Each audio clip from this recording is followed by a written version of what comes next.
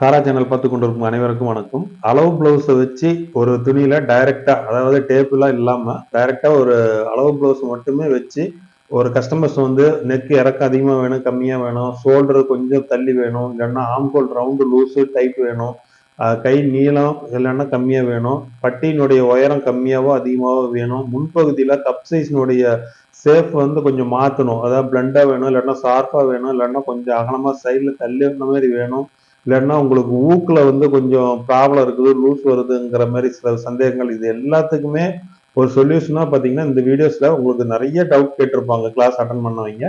அதுக்குமே அவங்க விளக்கம் கொடுத்துருப்பாங்க. அது இல்லாம இவங்க ஓனாவே நிறைய அது என்னென்ன சந்தேகங்கள்லாம் வரும் அப்படிங்கிறத முன்கூட்டியே வந்து அவங்க நிறைய டவுட்ஸா அதை சொல்லியிருப்பாங்க.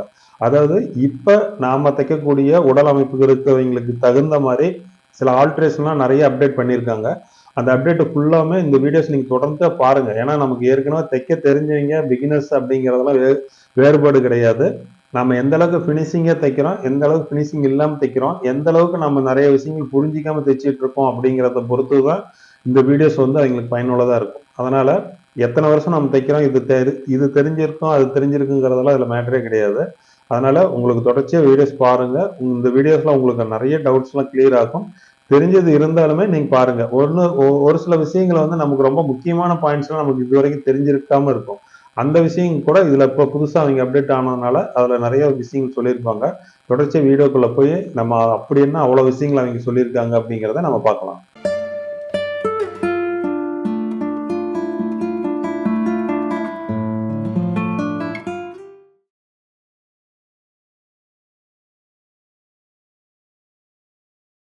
இது வந்து நீங்க இங்க ஃபர்ஸ்ட் நம்ம மார்க் பண்ணும்போது இந்த உள்பக்கம் இருக்கு இல்லைங்களா, இந்த தேர்டு டாட், இந்த லைன், இத வந்து நான் இங்க மார்க், இந்த அளவு வந்து இங்க மார்க் பண்ண சொன்னேன். சரிங்களா? ஒரு பட்டியினுடைய உயரம் நம்ம பார்க்கணும் அப்படின்னா ஃபர்ஸ்ட் வந்து நீங்க இந்த மூணாவது இதுல வரும்போது இந்த ஹைட் எங்க இருக்கோ அதை வந்து நீங்க மார்க் பண்ணிக்கோங்க. இந்த எட்ஜ் வந்து நமக்கு வெளியே தான் வரும். அதனால இந்த எட்ஜை வந்து நீங்க ஃபர்ஸ்ட் மார்க் பண்ணிக்கோங்க. இது வந்து உங்களுக்கு இப்படியே அக்யூரேட்டா வைக்கணுங்கிறது இல்லை, உங்களுக்கு அப்ராக்சிமேட்டா இந்த ஹைட் தெரியறதுக்காக தான். அதனால இதை பார்த்துக்கோங்க. அதுக்கப்புறம் நம்ம வந்து இதை நம்ம இதுல பிளேஸ் பண்ணிடுறோம். ஓகேங்களா? அப்போ அதுல வந்து நம்ம இங்க மார்க் பண்ணிட்டு இப்படி கிராஸ் பண்ணும்போது கொஞ்சம் மேல போக தான் செய்யும். அது வந்து நம்ம யோக்ல வந்து அவுட்டர்ல போறது தான். நமக்கு இங்க வர்ற அளவு தான் முக்கியம். இங்க வெளியில போற அளவு நமக்கு அது அதுல இருக்க அளவு அப்படியே வந்துடும்.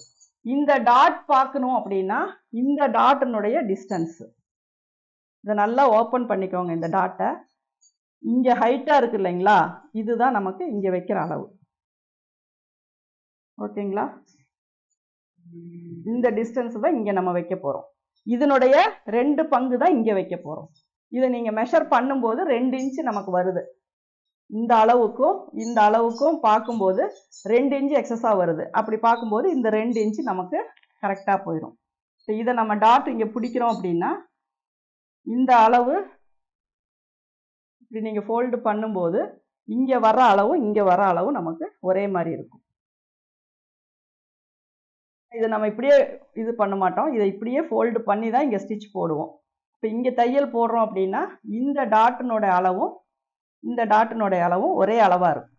அப்போ 2 இன்ச்சு நம்ம விட்டோம் அப்படின்னா இந்த ஷேப் உங்களுக்கு கரெக்டாக வந்துடும். அதனால் இந்த உயரமான பகுதியை நீங்கள் ரொம்ப அக்யூரேட்டாக தேவை. இந்த உயரமான பகுதியை அளவு எடுத்துட்டு அந்த அளவை மட்டும் இங்கே ஃப்ரண்ட் மார்க் பண்ணும்போது நீங்கள் எக்ஸஸாக விட்டால் போதும். ஓகேங்களா?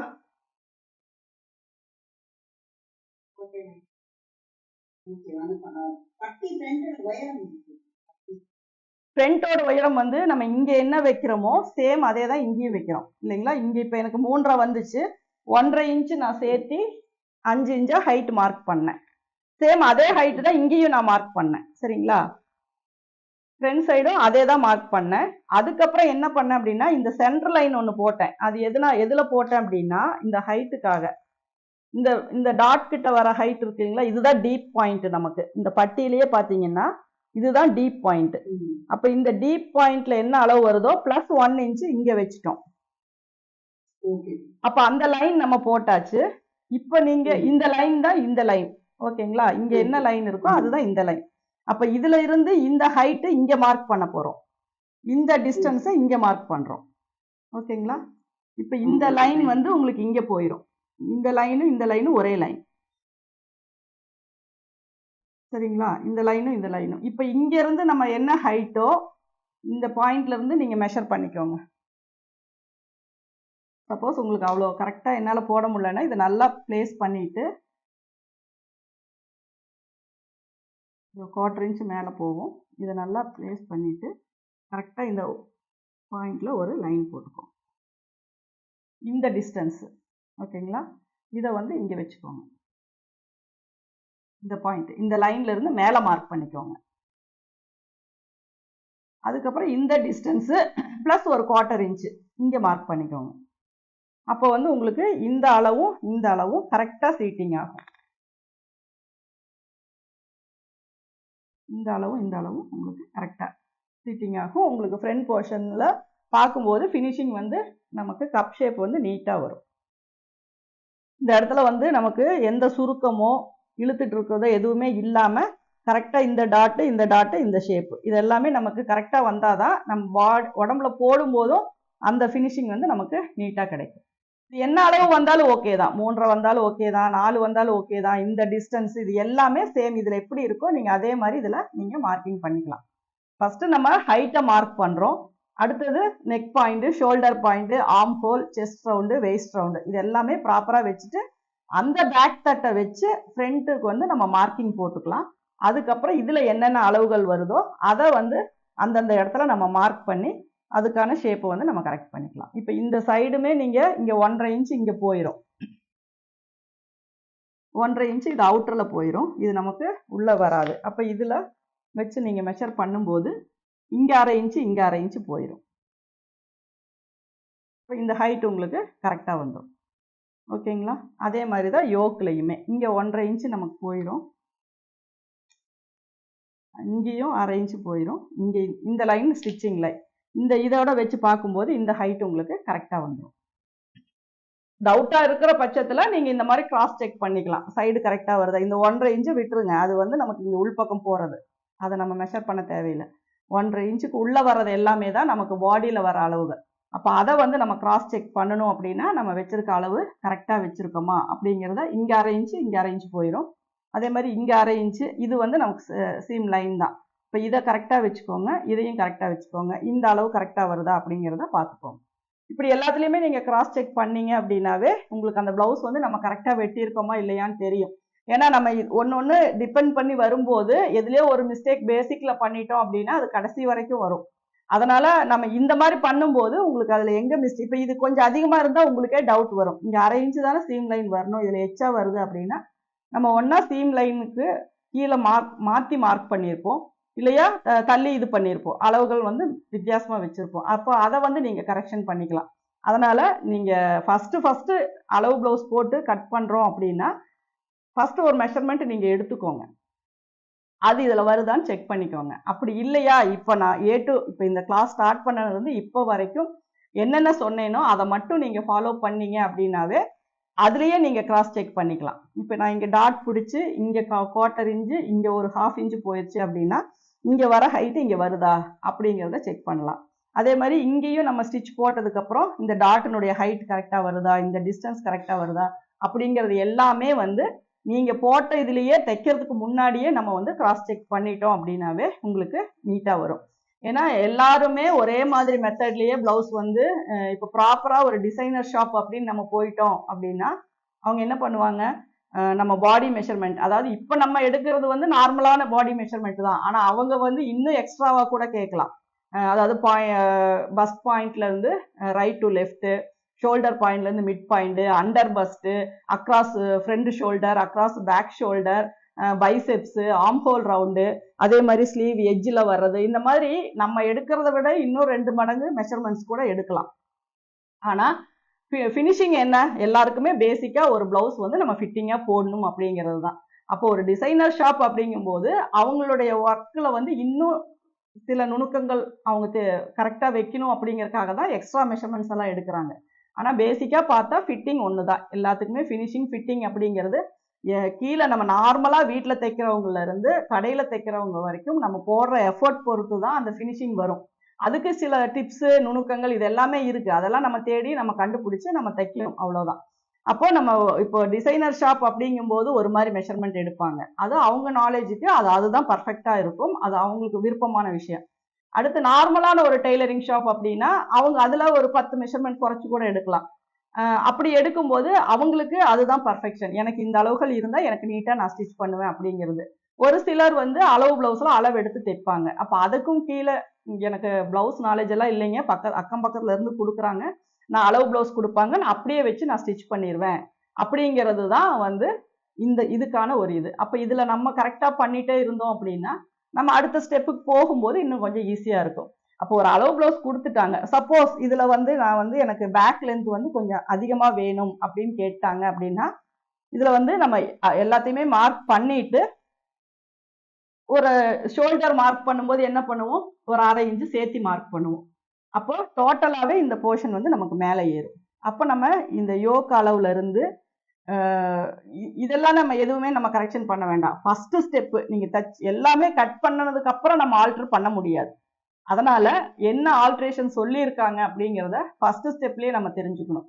அப்போ நம்ம இந்த பிளவுஸை விட எனக்கு இறக்கம் வந்து 1 இன்ச் அதிகமா வேணும் அப்படின்னா நம்ம என்ன பண்ணுவோம், இப்ப நான் இங்க இருந்து இந்த அளவு மார்க் பண்ணதுக்கு மேல எவ்வளவு கேட்டிருக்காங்களோ அந்த அளவு மார்க் பண்ணிட்டு அதுக்கு மேலதான் நான் சீம் லைன் மார்க் பண்ணுவேன். அப்போ அவங்களுக்கு தேவையான அளவு நமக்கு உயரம் நமக்கு கிடைச்சிரும். அது ஒண்ணு பண்ணிட்டீங்கன்னா போதும், அடுத்தது எல்லாமே ஆட்டோமேட்டிக்கா அதுலயே கரெக்டா வந்துடும். இப்ப இந்த ஹைட்டு பட்டி மட்டும் கொஞ்சம் உயரமா வரும். அப்ப அந்த பட்டியினுடைய ஹைட்டு நம்ம என்ன பண்ணணும்னா 1 இன்ச்சு அதிகப்படுத்தணும். இங்க நம்ம மார்க் பண்றோம் இல்லைங்களா, இங்க நம்ம ஏன்னா கப் ஷேப் வந்து கொஞ்சம் எப்படி இருந்தாலும் எனக்கு பிரச்சனை இல்லை, இறக்கம் மட்டும் வேணும் அப்படின்னா நம்ம வேற எதையும் கவனிக்க தேவையில்லை, இதுல என்ன இருக்கோ அதை அப்படியே வைக்கலாம். ஒரு சிலர் சொல்லும் போது எனக்கு கப் ஷேப்ல எந்த சேஞ்சஸும் வரக்கூடாது, ஆனா ஹைட் மட்டும் 1 இன்ச் வேணும் அப்படின்னா இங்க நம்ம வைக்கிற ஹைட்டை தான் நம்ம அதிகப்படுத்தணும். அப்ப பட்டி என்ன ஆகும்னா இன்னும் கொஞ்சம் ஹைட் வரும். அப்ப இங்க நம்ம வைக்கிற மார்க்கிங் பாத்தீங்கன்னா இங்க அவங்க இந்த அளவு நம்ம வச்சிருவோம். அதுக்கப்புறம் அங்க அவங்க எவ்வளவு ஹைட் கேட்டாங்களோ 1/2 இன்ச்சா 1 இன்ச்சாங்கிறத நம்ம மாத்தி மார்க் பண்ணணும். அப்பதான் அந்த உடம்புக்கு கப் ஷேப் வந்து மாறாது, பேக் ஹைட் மட்டும் மாறும். அப்ப நம்ம பட்டியை மட்டும் இன்க்ரீஸ் பண்ணணும். ஒரு சிலர் வந்து எனக்கு பட்டி இதே அளவு போதும் அப்படின்னா ஆட்டோமேட்டிக்கா இந்த லென்த் வந்து நமக்கு கீழே வந்துடும். அது நம்ம வந்து மெஷர் பண்ண தேவையில்லை, எப்பவும் போல நம்ம அதே மாதிரி நம்ம பட்டியினுடைய ஹைட்டை வச்சு மட்டும் நம்ம இதை மார்க் பண்ணா போதும். ஒரு சிலர் வந்து எனக்கு கப் ஷேப் வந்து இறக்கணும், இந்த பாயிண்ட்டை மட்டும் இறக்கணும், இந்த போர்ஷன் இந்த பாயிண்ட் இங்க முன்னாடி இது வந்து ஓகே, இது அப்படியே இருந்துட்டு போட்டோம், இந்த போர்ஷன் மட்டும் எனக்கு கப் ஷேப் வெட்டுற மாதிரி இருக்கு அப்படின்னா ஃப்ரண்ட் போர்ஷன் நம்ம மார்க் பண்ணும்போது அதுல இருந்து எவ்வளோ அவங்க கேட்குறாங்களோ அந்த அளவு எக்ஸ்டெண்ட் பண்ணிட்டு அதுக்கப்புறம் தான் சீம் லைன் நம்ம மார்க் பண்ணணும். அப்போ ஃப்ரண்ட் போர்ஷன் இறங்கிடும்.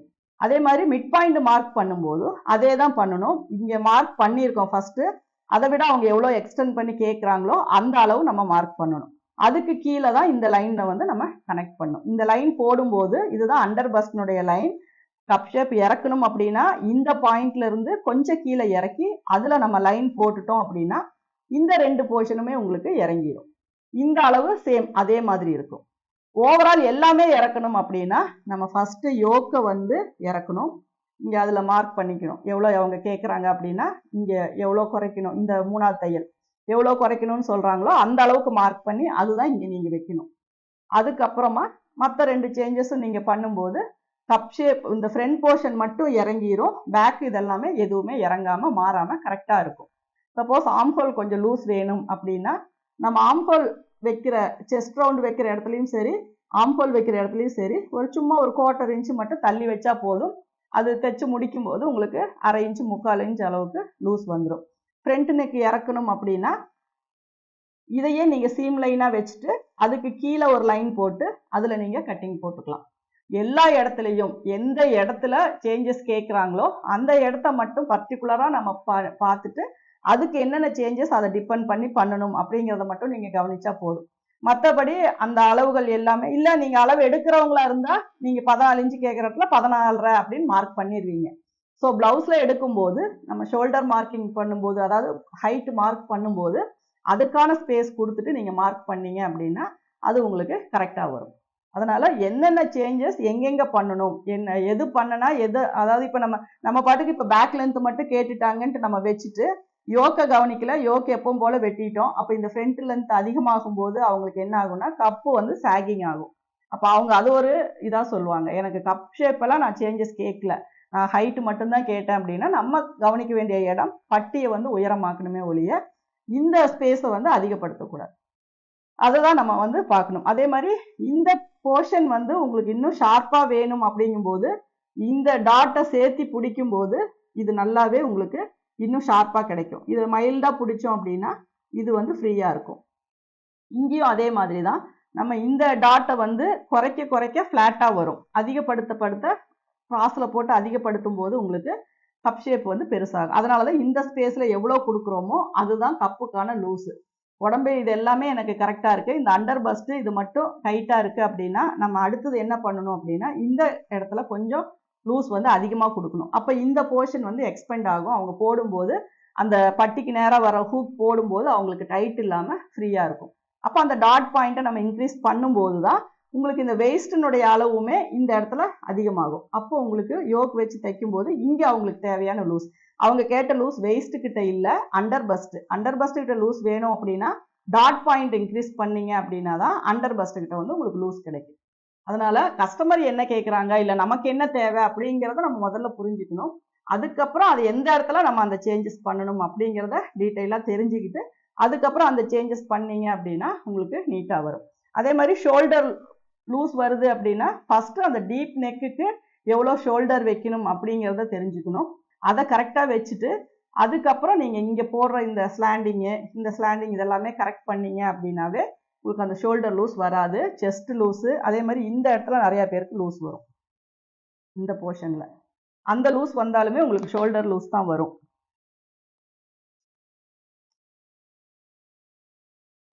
இந்த போர்ஷன் இந்த யோக்கு நம்ம இங்கே அட்டாச் பண்ணுவோம். இந்த போர்ஷன் பார்த்தீங்கன்னா ஒரு சிலருக்கு என்ன ஆகும் அப்படின்னா இப்படி தையல் போடுற மாதிரி வரும். அப்போதான் அவங்களுக்கு இந்த இடம் வந்து டைட் ஆகும். ஷோல்டர் கிட்ட இங்கே பிடிச்சோம்னா தான் இங்கே டைட் ஆகும். இது எல்லாமே ஓகேவா இருக்கும். இதுக்கு என்ன அர்த்தம் அப்படின்னா அவங்க பாடி வந்து ஸ்லிம்மா இருக்கு, ஷேப்பா இருக்கு. அப்ப நம்ம இப்படி தையல் போட்டுட்டோம் அப்படின்னா இங்க லூஸ் வரும். அந்த லூஸ் என்ன ஆகும்னா ஷோல்டரை வந்து அஃபெக்ட் பண்ணும். அதனால இந்த யோக் வரைக்கும் நம்ம ஸ்டிச்சஸை வந்து ஸ்ட்ரைட்டா கொண்டு போகணும். அதுக்கப்புறம் தான் இந்த ஷேப் வந்து நம்ம லைட்டா இந்த இடத்துல பெண்ட் பண்ணணும். அப்பதான் இது வரைக்கும் ஸ்ட்ரைட்டா வந்து இப்படி ஷேப் கொடுத்தீங்கன்னா தான் அவங்களுக்கு இந்த போர்ஷன் வந்து டைட் ஆகும். அதுவுமே நிறைய பேருக்கு டிஃப்ரெண்ட் பாடி அந்த மாதிரி வரும்போது இந்த மாதிரியான கம்ப்ளைண்ட்ஸ் வரும். ஒரு சிலருக்கு ரொம்ப செஸ்ட் டைட்டா இருக்கு அப்படின்னா நீங்க லைட்டா இப்படி பெண்ட் பண்ணி ஸ்டிச் போடணும். ஸ்லிம்மா இருக்கவங்களுக்கு உள்பக்கமா பெண்ட் பண்ணி ஸ்டிச் போடணும். அந்த 3 ஸ்டிச்சஸுமே லைட்டா ஸ்லாண்ட் பண்ணி போடுவோம். அதுவுமே நம்ம பார்த்துக்கணும். அந்த 3 தையல் ஈவனா போடணும் அப்படிங்கிறது தான் ஃபினிஷிங். நம்ம கண்ணா பின்னான்னு நினைச்ச இடத்துல தையல் போட்டு பிரிச்சுக்கலாம் அப்படிங்கிற மாதிரி இல்லாம ஃபர்ஸ்ட் வேஸ்ட் லைனை செக் பண்ணிட்டு நல்லா ஒரு டாட் மட்டும் போட்டு சுத்தி இழுத்து பார்த்தீங்கன்னா தெரியும். 1/2 இன்ச்சு 3/4 இன்ச்சு துணிக்கு தகுந்த மாதிரி எக்ஸ்பெண்ட் ஆகும். 1 இன்ச் வரைக்கும் கூட எக்ஸ்பெண்ட் ஆகும். அந்த மாதிரி வர இடத்துல எல்லாம் நீங்க அதை முதல்ல மெயினா செக் பண்ணிட்டு அதுக்கப்புறம் நீங்க தையல் போட்டீங்க அப்படின்னா உங்களுக்கு மறுபடியும் இந்த பக்கம் ஒரு தையல் அந்த பக்கம் ஒரு தையல் அந்த மாதிரி போடுற மாதிரி வராது. ஃபர்ஸ்ட் இதை வச்சு ஃபிக்ஸ் பண்ணி தையல் போட்டுட்டு அளந்து பாருங்க. அளந்து பார்த்ததுக்கு அப்புறம் கரெக்டா இருந்துச்சு அப்படின்னா அந்த ஸ்டிச் அதுலயே கனெக்ட் பண்ணிக்கோங்க. சப்போஸ் லூஸா இருந்துச்சுன்னா அதுக்கு முன்னாடி இங்க இருந்து வர தையலை முன்னாடி சேர்த்திக்கோங்க. அதுக்கப்புறம் 2வது தையலை இதுல சேர்த்திக்கோங்க. 3வது தையலை அதுக்கப்புறம் போட்டுக்கோங்க. அப்படி போடும்போது தான் ஃபினிஷிங் கிடைக்கும். அதனால ஒவ்வொரு சின்ன சின்ன நுணுக்கங்களுமே நம்ம பயன்படுத்தி பார்த்தோம் அப்படின்னா தான் அந்த ஃபினிஷிங் வந்து நீட்டா வரும். இங்க ஒரு நினைச்ச அளவுல தைக்காம கரெக்டா 1/2 இன்ச்சு தைச்சிங்க, நகத்துல ப்ரெஸ் பண்ணீங்கன்னாவே அதுவே நீட்டா தான் இருக்கும். அதே மாதிரி தான் ஷோல்டர். இங்க வரும்போது ஒரு சில ஸ்டிச் பண்ணும்போது நம்ம என்ன பண்றோம்னா எங்க ஸ்டார்ட் பண்ணமோ அப்படியே ரன் பண்ணி கொண்டு வந்து இங்க முடிச்சிடறோம். அப்படி பண்ணக்கூடாது.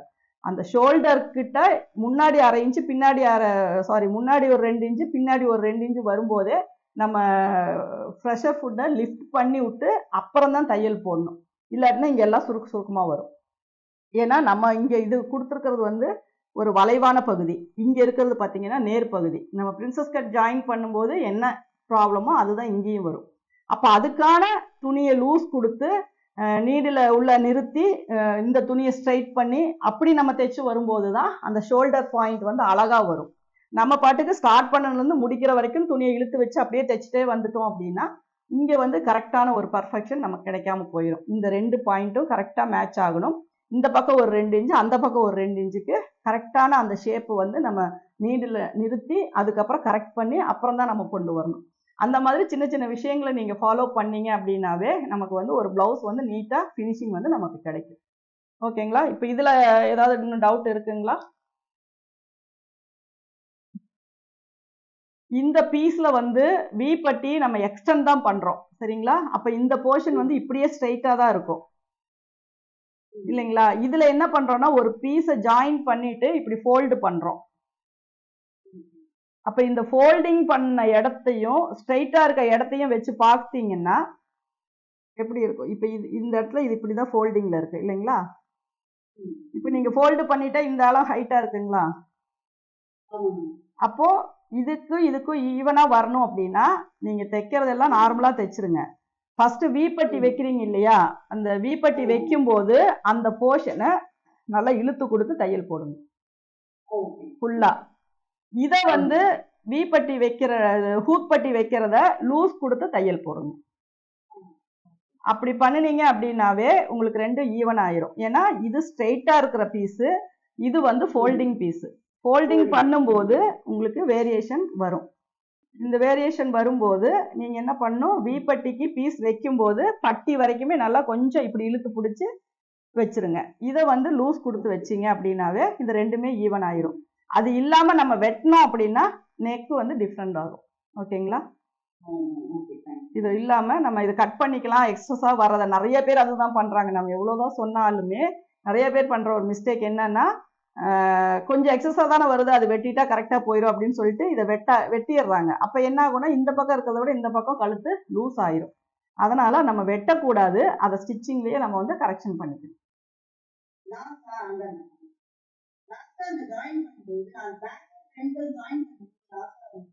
ஒன் சைடு மட்டும் அப்படி வருதுங்களா? அது என்னன்னா இப்போ நமக்கு வந்து ஒரே சைடே ஒரு ப்ராப்ளம் வருது அப்படின்னா நம்ம ஸ்டிச் பண்றதுலதான் மிஸ்டேக். நம்ம ரைட் சைடு போர்ஷன் ஃபுல்லா நீட்டா நல்லா தைச்சிருவோம். நமக்கு வந்து லெஃப்ட் சைடு வந்து அவ்வளோ ஈஸியா நம்மளால தைக்க முடியாது. ஏன்னா நமக்கு ஒரு பக்கம் தைக்கிறது ஈஸியா இருக்கும், ஆப்போசிட் சைடு தைக்கிறது கஷ்டமா இருக்கும். அந்த மாதிரி வரும்போது நீங்க இங்க பண்ற ஜாயிண்ட் எல்லாம் கரெக்டா பண்ணிருக்கீங்களான்னு பாத்துக்கோங்க. ரைட்டு லெஃப்ட்டும் நீங்க எல்லாமே ஸ்டிச் பண்ணி முடிச்சதுக்கு அப்புறம் இந்த சைடு ஜாயின் பண்றதுக்கு முன்னாடி இத 4 போர்ஷனுமே ஒன்னா வச்சு பார்க்கணும். நீங்க இந்த ஸ்டிச்சஸ் எல்லாம் போடுறதுக்கு முன்னாடியே எல்லாமே செப்பரேட்டா தான் இருக்கும். ஃப்ரண்ட் தனி, பேக் தனி, ஃப்ரண்ட் தனி, பேக் தனி. அப்படி இருக்கும்போது நீங்க இந்த ஸ்லீவ் இது எல்லாத்தையும் இப்படி வச்சு நீங்க பார்க்கணும், சரிங்களா? இப்படி வச்சு பார்க்கும் போதே உங்களுக்கு தெரியும் நீங்க எந்த இடத்துல மிஸ்டேக் பண்ணிருக்கீங்கன்னு. இது ஒருத்தர் சொல்லணுங்கிறதே கிடையாது, உங்களுக்கே இப்படி வச்சு பார்க்கும்போது இங்க ஈவனா இருக்கு, ஓகே. அப்போ இதுவும் ஈவனா இருக்கா? அப்ப இங்க ஈவனா வரலன்னா நீங்க என்ன பண்ணிருப்பீங்க, ஒரு சைடு அதிகமாகவும் ஒரு சைடு கம்மியாகவும் பிடிச்சிருப்பீங்க. அப்போ அதை வச்சு நீங்க செக் பண்ணி அதை கரெக்ஷன் பண்ணிக்கோங்க. அடுத்த ஸ்டெப்பு ஆர்ம் ஹோல். இந்த ஆர்ம் ஹோலும் இந்த ஆர்ம் ஹோலும் ஈவனா வருதான்னு பாருங்க. சப்போஸ் நீங்க எங்க மிஸ்டேக் பண்ணிருப்பீங்களோ அதை கரெக்ஷன் பண்ணிக்கோங்க. ஏன்னா இங்க கம்மியா பிடிச்சிருக்கலாம், இங்க கொஞ்சம் கம்மியா பிடிச்சி ஏதோ ஒண்ணு. ஆனா இப்படி 4 பீஸை நீங்க வச்சு பார்க்கும் போதே நீங்க என்ன மிஸ்டேக் பண்ணிருக்கீங்கிறது உங்களுக்கே தெரிஞ்சு. ஓகேங்களா? அதை வச்சு நீங்க செக் பண்ணிக்கிட்டீங்க அப்படின்னாவே நம்ம வந்து கொஞ்சம் பொறுமையா போனீங்க அப்படின்னா உங்களுக்கு ஆட்டோமேட்டிக்கா கொஞ்ச நாள்லயே இது எல்லாமே கிளியர் ஆயிடும், சரிங்களா? நம்ம அதே குழப்பத்தோடயே நம்ம தைக்கும் போது அது வந்து எவ்வளவு நாள் நீங்க தைச்சிங்கனாலும் அது வந்துட்டே இருக்கும் கூட. அதனால நம்ம மிஸ்டேக் நம்ம எங்க பண்றோம் அப்படிங்கிறத நம்மளே அனலைஸ் பண்ணி அதை கண்டுபிடிச்சு அதை நீங்க கரெக்ஷன் பண்ணீங்க அப்படின்னா உங்களுக்கு வந்து உங்களுக்கு டக்குன்னு ஏதோ ஒரு மிஸ்டேக்னா அந்த இடத்துல தான் நான் மிஸ்டேக் பண்ணேன்னு உங்களுக்கே அது ஆட்டோமேட்டிக்கா தெரிஞ்சிடும். அதனால மேக்சிமம் நம்ம தைக்கிறது 1/2 இன்ச்சு நம்ம விட்டுருக்குறோமா அந்த 1/2 இன்ச்சு தைக்கணும், இங்கேயும் 1/2 இன்ச்சு விட்டுருக்கோமா அந்த 1/2 இன்ச்சு தைக்கணும். அப்படி தைக்கும் போதே இந்த அன்ஈவனா வர ப்ராப்ளம் இது எல்லாமே நமக்கு வராது. அதை வந்து நம்ம கரெக்டா பார்த்துக்கணும். அதே மாதிரி டாட்லயுமே ரொம்ப நம்ம கவனமா பிடிக்கணும். இந்த சைடு எப்படி பிடிக்கிறோமோ அதே மாதிரி தான் இந்த சைடும் பிடிக்கணும். ஒரு சைடு கொஞ்சம் முன்ன பின்ன பிடிச்சிட்டு ஆப்போசிட் பார்த்தீங்க அப்படின்னா இதை 2 வச்சு பார்க்கும்போது உங்களுக்கு வித்தியாசம் வரும். இதை 2 போர்ஷன் வச்சு நம்ம இதில் பார்த்தாலும் இந்த சைடில் வித்தியாசம் வரும், இந்த செஸ்ட்டில் வித்தியாசம் வரும். அது எல்லாமே நம்ம கரெக்ஷன் பண்ணுறது தான். கொஞ்ச நாள் கவனமாக தைக்கணும். அதுக்கப்புறமா நமக்கு கவனம் நம்ம எங்கேயோ வச்சு தைச்சா கூட ப்ளவுஸ் ஃபினிஷிங் வந்துடும். கற்றுக்கிற ஸ்டேஜில் கவனமாக ஒவ்வொரு டாட்டும் எப்படி பிடிக்கிறோம், எங்கே பிடிக்கிறோம், என்ன பண்ணுறோம் அப்படிங்கிறத நம்ம கவனிச்சுட்டே இருந்தோம் அப்படின்னா தான் அதை வந்து நம்ம கரெக்டாக ஃபாலோ பண்ண முடியும். அதுவே நமக்கு ப்ராக்டிஸ் ஆயிடுச்சு, எக்ஸ்பீரியன்ஸ் ஆயிடுச்சு, ரொம்ப நாள் நம்ம தைக்கிறோம் அப்படிங்கும்போது நமக்கு அதை பற்றி இல்லை. மேக்ஸிமம் தைக்கிறவங்க எல்லாருமே ஏதோ ஒரு திங்கிங்கில் தான் தைப்பாங்க. ஒன்றா சாங்ஸ் கேட்குறது, இல்லையா டிவி பார்க்குறது, மற்ற ஏதோ ஒரு இதில் தான் நம்ம தைப்போம். ஆனால் ஒர்க்கு வந்து நீட்டாக வந்துடும், ஃபினிஷிங்காக வந்துடும். அப்போ என்ன அப்படின்னா நம்ம ஒர்க்கில் வந்து நமக்கு எந்த டவுட்ஸுமே கிடையாது. இது இப்படி தான் தைக்கணும்னு நம்ம ஃபிக்ஸ் ஆகிட்டோம். அதனால எந்த ப்ராப்ளமுமே வராது. ஆனால் ஸ்டார்டிங்கில் நம்ம அதை பண்ணணும் அப்படின்னா நமக்கு வந்து பேசிக்கான விஷயங்களை ப்ராப்பராக கற்றுக்கிட்டோம் அப்படின்னா அதுக்கப்புறம் நம்ம எக்ஸ்பீரியன்ஸ் ஆயிடுவோம். நம்ம இன்னொருத்தருக்கு எக்ஸ்பிளைன் பண்ணுற அளவுக்கு நமக்கு வந்துடும். அதனால பேசிக்காக வர சின்ன சின்ன விஷயங்களை வந்து நீங்கள் கரெக்ட் பண்ணிக்கிட்டீங்க அப்படின்னாவே உங்களுக்கு அதுக்கப்புறம் யார் டவுட் கேட்டாலுமே எனக்கு தெரியாததெல்லாம் கூட உங்களுக்கு தெரிய வாய்ப்பு இருக்கு. ஏன்னா அந்த மாதிரி தான் நம்ம மைண்ட் வந்து எல்லாரும் ஒரே மாதிரியே திங்க் பண்ணுவாங்கன்னு சொல்ல முடியாது. ஒவ்வொருத்தருக்கும் ஒவ்வொரு டவுட். இப்போ நிறைய பேர் டவுட் கேட்கும்போது தான் நான் அதை கிளியர் பண்ணி எனக்கு அதில் ஒரு எக்ஸ்பீரியன்ஸ் கிடைக்கும். சரிங்களா? இது ஏன் இப்படி வருது அப்படின்னா என்னால் சொல்ல முடியுது அப்படின்னா நீங்கள் கேட்டாதான் சொல்ல முடியும். கேட்கல அப்படின்னா ஓகே நான் இதெல்லாமே செக் பண்ணிட்டேன், எனக்கு நீட்டாக வந்துருச்சு அப்படின்ட்டு நான் போயிடுவேன். ஆனால் நீங்கள் டவுட் கேட்கும்போது தான் அதை விளக்கும் போது தான் இதெல்லாம் இதனால வருது, நீங்கள் ஃபாலோ பண்ணிக்கோங்க அப்படின்னு சொல்ல முடியும். அப்போ நம்மளுடைய எக்ஸ்பீரியன்ஸ் மட்டும்தான் இதில் ப்ளஸ்ஸு. எனக்கு தெரியும் உனக்கு தெரியுங்கிறதெல்லாம் ஒன்றுமே கிடையாது. நம்ம எவ்வளோக்கு எவ்வளோ இன்வால்வ் ஆகி அதை நம்ம 24 ஹவர்ஸாக 18 ஹவர்ஸாக நம்ம எவ்வளோ நேரம் அதுக்கு ஸ்பெண்ட் பண்ணி கொடுக்குறோமோ அதுதான் நம்ம எக்ஸ்பீரியன்ஸ். அதை வந்து நம்ம ஃபாலோ பண்ணவே நம்ம எந்த இதுலையா இருந்தாலுமே நம்ம மேலே வந்துடலாம். அதனால நமக்கு தேவை இது டெய்லரிங் அப்படிங்கிறது வந்து பொறுமை தான். அதை வந்து கரெக்டாக ஃபாலோ பண்ணீங்க அப்படின்னாவே கொஞ்ச நாள் தான் அந்த பொறுமை தேவைப்படும். அதுக்கப்புறமெல்லாம் நம்ம கண்ணை மூடிட்டு கூட சொல்லுவாங்கல்ல, கண்ணை மூடிட்டு கூட தைச்சிடலாம் அப்படின்னு, அந்த மாதிரி நமக்கு வந்துடும். அது வந்து நமக்கே தெரியும். நம்ம ஒரு சின்ன மிஸ்டேக்னா கூட பாதி பேக் தைச்சிட்டு வருவோம், நூல் கட் ஆயிரும், அப்படியே கண்டினியூ பண்ண மாட்டோம். என்ன பண்ணுவோம், அது பர்ஃபெக்ஷன் வராதுன்ட்டு அதை ஃபுல்லாக பிரிச்சுட்டு மறுபடியும் ஸ்ட்ரைட்டாக தையல் போடுவோம். அந்த மாதிரி தான் நம்ம பண்ணுவோம். ஒரு டாட் பிடிப்போம், 2 டாட்டோட மேட்ச் பண்ணுவோம், ஒரு நூல் அளவு மட்டும் பேக் டாட் ஹைட்டாக இருக்கு அப்படிம்போம், அது நமக்கு மனசு ஒத்துக்காது. என்ன பண்ணுவோம், மறுபடியும் அதை கரெக்ஷன் பண்ணுவோம். அந்த டாட்டை வந்து 2ம் ஈவனாக தான் வேணும் அப்படின்ட்டு 2யுமே நம்ம கரெக்ஷன் பண்ணுவோம். அந்த மாதிரி நம்ம ஜட்ஜ்மெண்ட் பண்ணி கொண்டு வந்தோம் அப்படின்னா தான் அது ஃபினிஷிங் வரும். பரவாயில்ல அப்படின்னு காம்ப்ரமைஸ் ஆனோம் அப்படின்னாவே அது ஃபினிஷிங் வராது.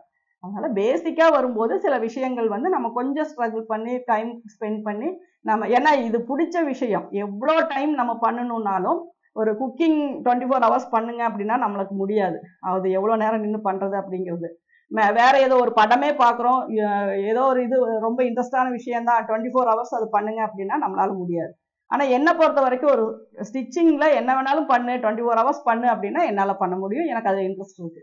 அப்படிதான் நம்ம வந்து ஒரு இதை வந்து நம்ம வெளிப்படுத்துறோம். ஏன்னா எல்லாத்துக்குமே ஏதோ ஒரு விஷயத்துல எவ்வளோ நேரம்னாலும் அதை பண்ணுவேன் அப்படிங்கிறதுல வந்து எல்லாத்துக்குமே ஒரு விஷயம் இருக்கும்.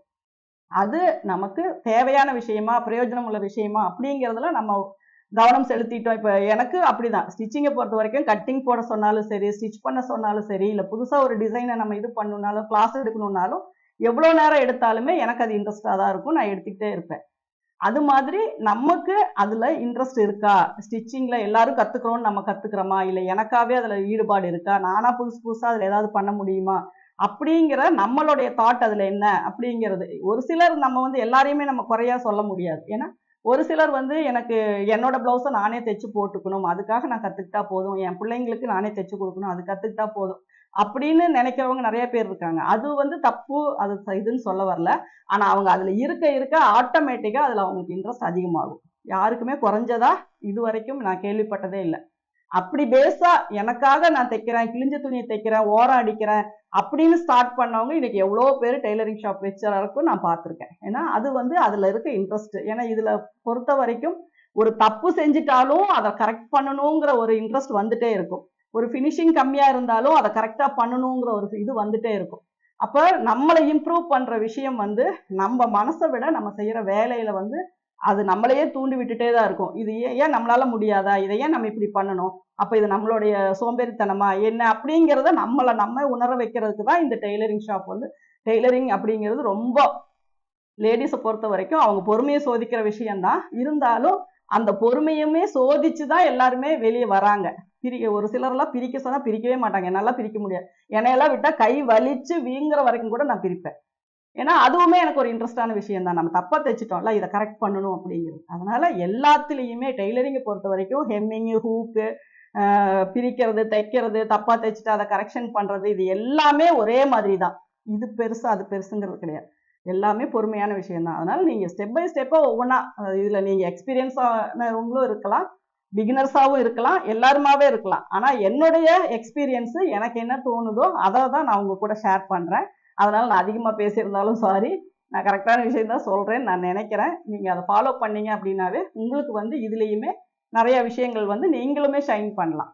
ஏன்னா நம்ம ஒரு இடத்துல இருந்து நீங்க ஒரு ஒரு பிளவுஸ் நீங்க தைச்சு போட்டுட்டீங்க அப்படின்னாவே ஒரு ஒரு ஒரு சிலர் கேட்பாங்க, நீங்களே தைச்சிங்களா, எப்போ தைச்சிங்க, நீட்டா இருக்கு, இப்படி தைச்சிருக்கீங்க, அப்படி கேட்கும்போது அதுவே நம்மளை வந்து நம்மளுடைய இது டேலண்ட்டை வந்து இன்க்ரீஸ் ஆயிட்டோம், நம்ம கொஞ்சம் இதை விட மேலே வந்துட்டோம் அப்படிங்கிறதான ஒரு விஷயம்தான்.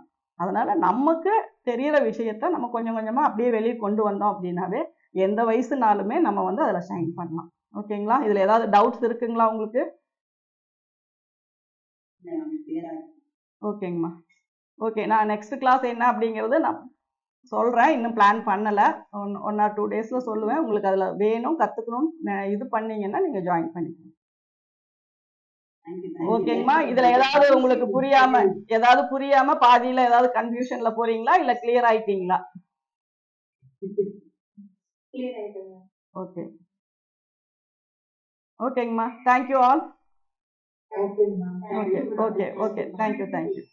வீடியோஸ் முழுசா பார்த்துருப்பீங்க. மொத்தம் இது 4 பகுதி. 4 பகுதியில வந்து இது 4வது பகுதிங்கிறனால உங்களுக்கு மீதி 3 பகுதியினுடைய லிங்க் வந்து நான் டிஸ்கிரிப்ஷன்ல கொடுத்துட்றேன். அதனால நீங்க டிஸ்கிரிப்ஷன்ல கூட போய் பார்த்துட்டு கூட, நீங்க இப்பதான் ஃபர்ஸ்ட் இதை பாக்குறீங்க அப்படின்னா அந்த 3 வீடியோஸுமே பார்த்துட்டு இதை பார்த்தீங்கன்னா இன்னும் கொஞ்சம் நல்லா உங்களுக்கு தெளிவா புரியும். ஏன்னா இது வந்து ஏற்கனவே 3 பகுதியில அவங்க நடத்தின விஷயத்துல இருந்து கேட்ட டவுட்டை தான் இவங்க சொல்லி கொடுத்துருப்பாங்க. அதனால இந்த வீடியோஸை இந்த சேனலை இப்பதான் நீங்க ஃபர்ஸ்ட் பாக்குறீங்க அப்படின்னா இது ஒண்ணுமே உங்களுக்கு புரியாத மாதிரி தான் இருக்கும். அதனால அந்த 3 வீடியோஸையும் பார்த்துட்டு அதுக்கப்புறமா இதை பாருங்க. இது வந்து ஒரு அளவு பிளவுஸை பேஸ் பண்ணி அதுல எப்படிலாம் மார்க் பண்ணி எப்படிலாம் கட் பண்ணணும், அதுல என்னென்ன ஆல்ட்ரேஷன்லாம் நம்ம பண்ணணும் அப்படிங்கிற எல்லா விஷயமும் இதில் சொல்லி கொடுத்துருப்பாங்க. அதே மாதிரி உங்களுக்கு அடுத்தடுத்த வீடியோஸுமே பார்த்தீங்கன்னா உங்களுக்கு அடுத்ததெல்லாம் பார்த்தீங்கன்னா உங்களுக்கு சுடிதாரினுடைய டாப்பு காலர் நெக்கோ இல்லைன்னா ரவுண்ட் நெக்கோ வச்சோம்னா என்னென்ன மார்க் பண்ணணும், எப்படி அளவுகள் மாற்றணும் அப்படிங்கிற விஷயங்கள் பொறுத்து அடுத்தடுத்த வீடியோஸ் நம்ம வந்துகிட்டே தான் இருக்கும்.